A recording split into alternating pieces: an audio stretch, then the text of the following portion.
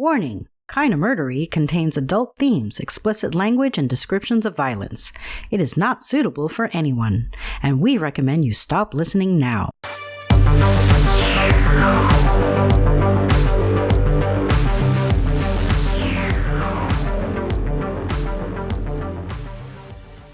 I'm Zevon Odelberg, and this is Kinda Murdery.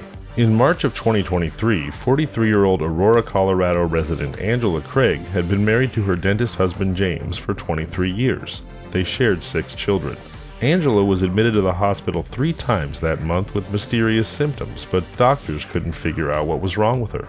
Worried about continued dizziness and severe headaches, Angela was admitted to the hospital for the final time on March 15th. Within 2 hours of her admission to University Hospital that day, she suffered a devastating seizure and began a rapid decline for which medical staff could find no diagnosable cause. Ultimately on life support, intubated and in the intensive care units, medics told the family to prepare for the worst. Angela was pronounced brain dead 3 days later, on March 18th, and then on March 21st, she was taken off of life support. What happened to her? We're gonna find out. Please do join me as we uncover what truths we can and solve what mysteries we may. Kinda Murdery's Bastard Dentist, the murder of Angela Craig, starts now.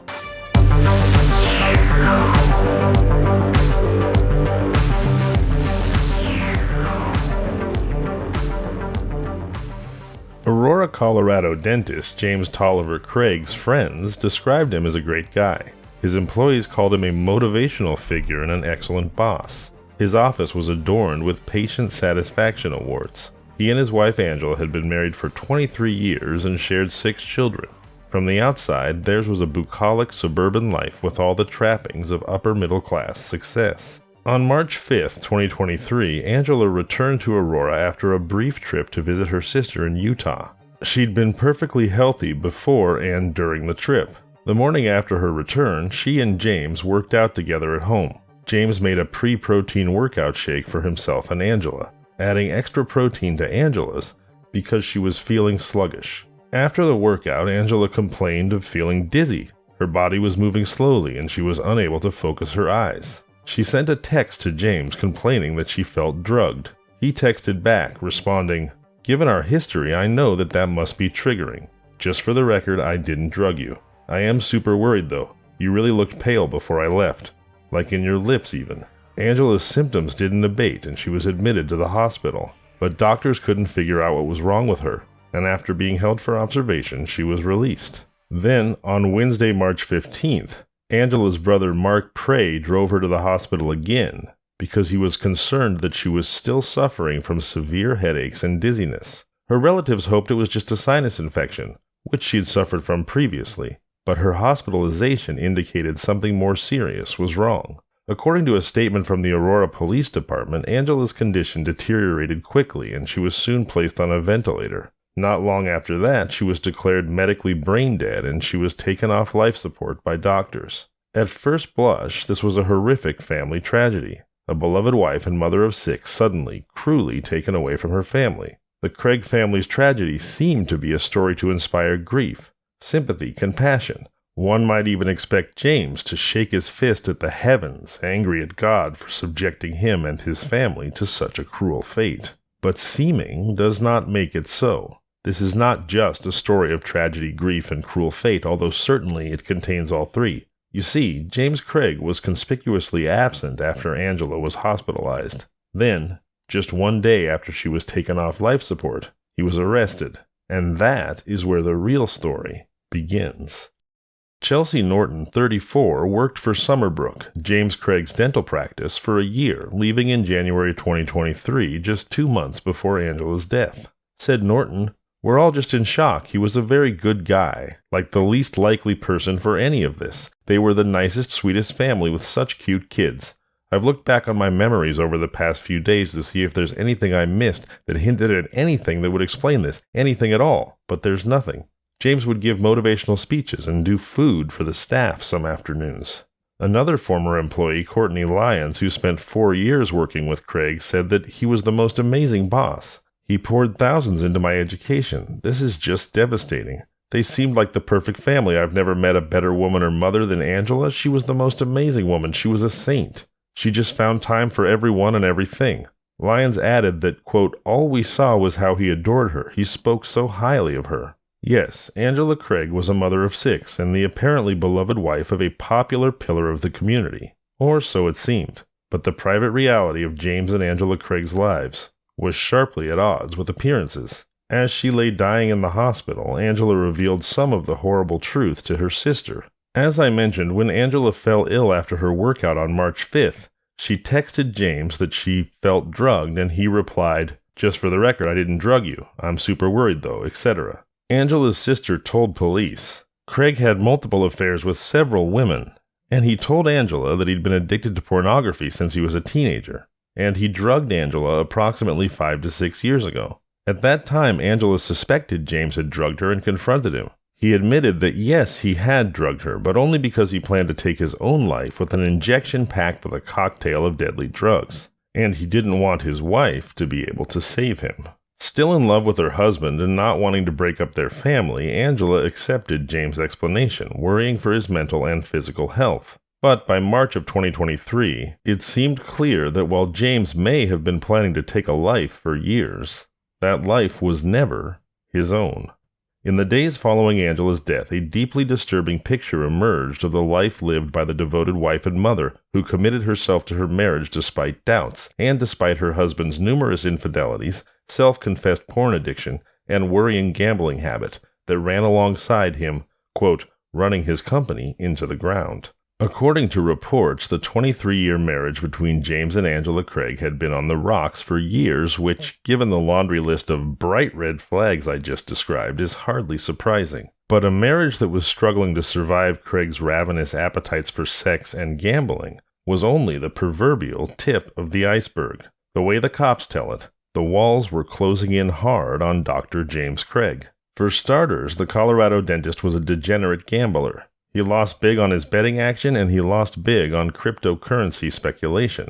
According to the New York Post, Craig had ratcheted up his personal debt to the tune of $2 million, while his dental business was losing around $170,000 a year. He went bankrupt in July of 2022 when an old college buddy bought his dental practice. Ryan Redfern, the college buddy, stated that in January James confided in him, telling him that he and Angela were having marital problems. Ryan described James as a risk-taker and found out that he had filed for bankruptcy in 2021 and was on the verge of bankruptcy again in 2022, which he ultimately went through, and that's when Redfern bought the dental business from him. Ultimately, it was Redfern who pointed the finger at James Craig after learning Angela's symptoms matched a case of poisoning. If all of this wasn't bad enough, James Craig was walking a tightrope by leading a double life. One in staid suburbia with his wife and 6 kids. The other allegedly with a mistress on the side, a leggy Texas orthodontist named Karen Kane, 49, a mother of 2 grown children, who is now divorced from her husband Jason. Text messages exchanged between the couple, that's James Craig and Karen Kane, show Craig apparently feigning concern for his wife even as she lay hospitalized, frightened, and dying, suffering through the symptoms of the poison he himself gave her. While Angela's health rapidly deteriorated, James left her in the hospital to deal with mystified doctors on her own, while he flew his mistress in from Texas, rushing from his wife's hospital bed to hers, while telling Angela how much he, quote, wished he could stay longer, unquote. As for orthodontist Karen Kane, while Angela lay dying, she sent James sympathetic emails about Angela's struggles. Of course, she could have just told him in person, since instead of staying in the hospital by Angela's bedside, James was with Karen, having sex. Detective Bobby Olson said in an affidavit, quote, "It appears James was flying this woman into Denver while his wife and the mother of his children was dying in the hospital." Investigators added that they found intimate and sexually explicit emails with Karen. And one more thing, just in case you were worried that James Craig might have a redeeming quality, or even 2. In the fall of 2022, James had 3 life insurance policies taken out on Angela's behalf. So what exactly did James Craig do to Angela? According to the charging documents, it was in his office, in a darkened exam room, that Craig researched and purchased poison online. And, to his office address that he had a package containing potassium cyanide delivered on March 13th. An earlier delivery of arsenic was found to have been made to his home on March 4th. In other words, when the arsenic sent to his house didn't do the job, he had cyanide sent to his workplace. The later delivery raised concerns when a staff member who had not got the message not to open the package that Craig had described as a personal package opened it and could think of no medical reason for the purchase. The staff member Googled the chemical compound, potassium cyanide, labeled a biohazard, and realized how closely the symptoms of cyanide poisoning mirrored those suffered by Angela. It was Craig's business partner Redfern who reported the concerns to a nurse at University Hospital, and the nurse in turn informed law enforcement, setting the investigation in motion. The Major Crimes Homicide Unit of the Aurora Police Department wasted no time in investigating the suspicious death, and soon it was revealed that, as suspected, Angela had been poisoned to death. Police alleged that Craig bought arsenic and cyanide, then secretly put these poisons in Angela's protein shakes. According to his arrest affidavit, text messages between James and Angela show that she was complaining about her head feeling funny and dizzy, and that she even shared, as we know, that she felt drugged. According to CNN, in the weeks before his wife's death, James used a computer at his dental practice to do multiple searches for, quote, undetectable poisons. He also searched to find out, quote, how many grams of pure arsenic will kill a human. He searched YouTube for how to make poison and, quote, top 5 undetectable poisons that show no signs of foul play. His arrest affidavit revealed that he also opened a new email account to order arsenic online. Tragically, although Angela had been suspicious in the weeks before her death, the poisoning hadn't been identified in her earlier hospital visits. After Angela survived the arsenic poisoning in early March, Craig put a rush order in for the potassium cyanide that an employee at his dental office discovered. During the investigation, authorities were able to intercept Craig's alleged order of oleandrin.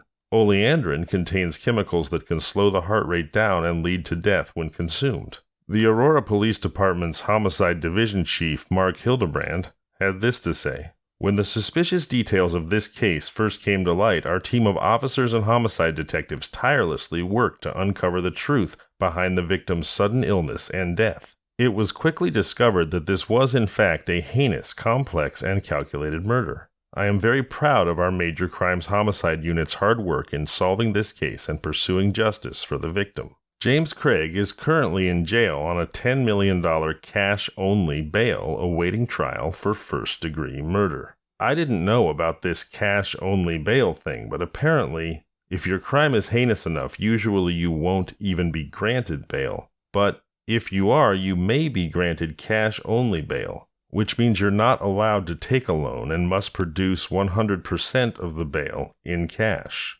To my knowledge, as of yet, James Craig has not produced $10 million in cash, and so he waits in jail, where he most likely, even undoubtedly, belongs. Okay, wow, so James Craig is the absolute worst. And you know, I'd assume you have to be a pretty smart guy to graduate from dental school, but one has to wonder. Google searches like top 5 undetectable poisons that show no signs of foul play demonstrate that James Craig concocted what was supposed to be a foolproof plan to get away with his wife's murder. But let's look at a few of the things that he did that would seem to suggest that at least subconsciously, he had no intention whatsoever of getting away with it. Number 1, he Googled top 5 undetectable poisons that show no sign of foul play, didn't bother to delete his search history, and then went and poisoned his wife. Number 2, he chose a poison that couldn't easily be ordered or obtained except by someone with a medical or dental license,